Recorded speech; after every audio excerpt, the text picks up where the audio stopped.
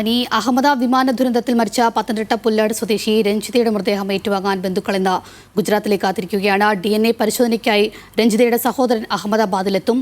അപ്രതീക്ഷിത ദുരന്തത്തിന്റെ ആഘാതത്തിലാണ് നാട്. വിവരങ്ങളുമായി രഞ്ജിതയുടെ വീട്ടിൽ നിന്നും ശ്രീരാജ് ബാബു ചെയ്യുന്നുണ്ട്. ശ്രീരാജ്, എപ്പോഴാണ് ഈ മൃതദേഹം ഏറ്റുവാങ്ങുക? എങ്ങനെയാണ് സാഹചര്യങ്ങൾ?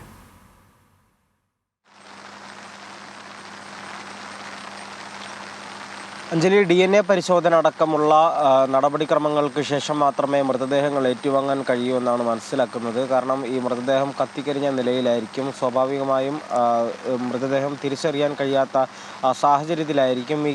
ഈ സാഹചര്യത്തിൽ DNA അല്ലാതെ മറ്റ് വഴികളില്ല ഇത്തരത്തിൽ മൃതദേഹം തിരിച്ചറിയാൻ. അതിനായി ഇന്നലെ ജില്ലാ കളക്ടർ നൽകിയ നിർദ്ദേശമനുസരിച്ച് രഞ്ജിതയുടെ രണ്ട് സഹോദരന്മാരും ഗുജറാത്തിലേക്ക് പോകേണ്ടതുണ്ട് എന്ന നിർദ്ദേശമായിരുന്നു ഇന്നലെ നൽകിയത്. അങ്ങനെയാണെങ്കിൽ രണ്ട് സഹോദരന്മാരും അങ്ങോട്ടേക്ക് പോകാനുള്ള സാധ്യതയാണ് നിലവിൽ ഉള്ളത്. എന്തായാലും ഇത്തരത്തിൽ DNA പരിശോധന ഫലം വന്ന ശേഷം മാത്രം ആയിരിക്കും മൃതദേഹം ബന്ധുക്കൾക്ക് അടക്കം വിട്ടു നൽകുക.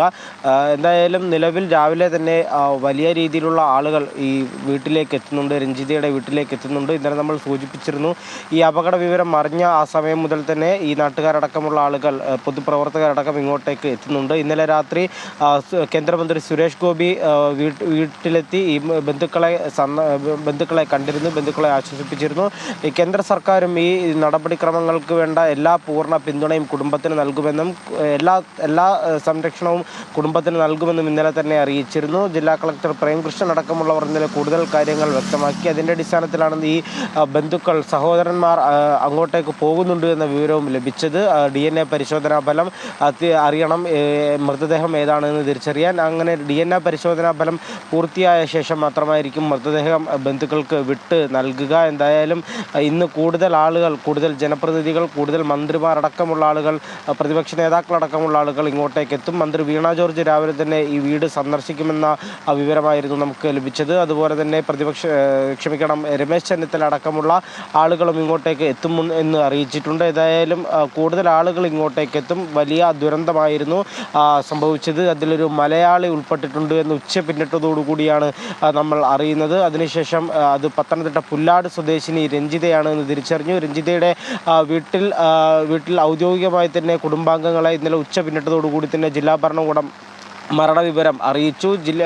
രഞ്ജിതയുടെ വീട്ടിൽ അമ്മയും രണ്ട് കുട്ടികളും മാത്രമായിരുന്നു ഉണ്ടായിരുന്നത്. 10ാം ക്ലാസ്സിലും 7ാം ക്ലാസ്സിലും പഠിക്കുന്ന രണ്ട് കുട്ടികളും അമ്മയും മാത്രമായിരുന്നു വീട്ടിൽ ഉണ്ടായിരുന്നത്. രഞ്ജിത കഴിഞ്ഞ 5 വർഷക്കാലമായി വിദേശത്തടക്കം ഗൾഫ് രാജ്യങ്ങളിലടക്കം നേഴ്സായി ജോലി ചെയ്ത് വരികയായിരുന്നു. ആദ്യഘട്ടത്തിൽ ഗൾഫിലായിരുന്നു നേഴ്സായി ജോലി ചെയ്ത് വന്നിരുന്നത്. ഇതിനിടയിൽ തന്നെ സർക്കാർ ആശുപത്രിയിൽ ഇത്തരത്തിൽ ജോലി ലഭിക്കുന്നു. പിന്നീട് കുറച്ചുനാൾ ജോലി ചെയ്ത ശേഷം നീണ്ട അവധിയെടുത്തുകൊണ്ട് വീണ്ടും വിദേശത്തേക്ക് പോകുന്നു ജോലിക്കായി.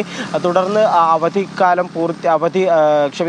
നീണ്ട അവധിയെടുത്ത ഏകദേശം 5 വർഷമായിരുന്നു. ആ സമയം പൂർത്തിയാവുകയും അതുപോലെ തന്നെ അവധി നീട്ടി നൽകാൻ ആവശ്യപ്പെട്ടുള്ള നടപടിക്രമങ്ങൾക്ക് വേണ്ടിയിട്ട് കൂടിയായിരുന്നു ഇപ്പോൾ രഞ്ജിത നാട്ടിലേക്ക് എത്തിയത്. ഇനി പ്രവാസ ജീവിതം അവസാനിപ്പിച്ച് തിരികെ നാട്ടിൽ തന്നെ ജോലി തുടരാമെന്ന നിലയിലായിരുന്നു തീരുമാനം രഞ്ജിതയ്ക്കടക്കം ഉണ്ടായിരുന്നത്. അതുപോലെ തന്നെ രഞ്ജിതയുടെ പുതിയ പണി കഴിയിപ്പിക്കുന്ന വീടിൻ്റെ പ്രവേശന കർമ്മത്തിനടക്കമുള്ള തീയതി നിശ്ചയിച്ചിരുന്നു. 28ാം തീയതിയായിരുന്നു നിശ്ചയിച്ചിരുന്നത്. എന്നാൽ അത്തരത്തിലുള്ള ആഗ്രഹങ്ങളൊന്നും പൂർത്തിയാക്കാനാകാതെയാണ് രഞ്ജിത മടങ്ങിയിരിക്കുന്നത്. എന്തായാലും വലിയ ദുഃഖകരമായ സാഹചര്യമാണ് ഈ വീട്ടിലുള്ളത്. ഈ പ്രദേശവാസികളടക്കം ദുഃഖകരമായ ഒരു വാർത്തയാണ്. വളരെ വൈകാരികമായ നിമിഷങ്ങളൊക്കെ തന്നെ നമ്മൾ ഇന്നലെ കണ്ടതാണ്. ഈ വാർത്തയിലേക്ക് തന്നെ വീണ്ടും വരാം, ഒരു ചെറിയ ഇടവേളയിലേക്ക്.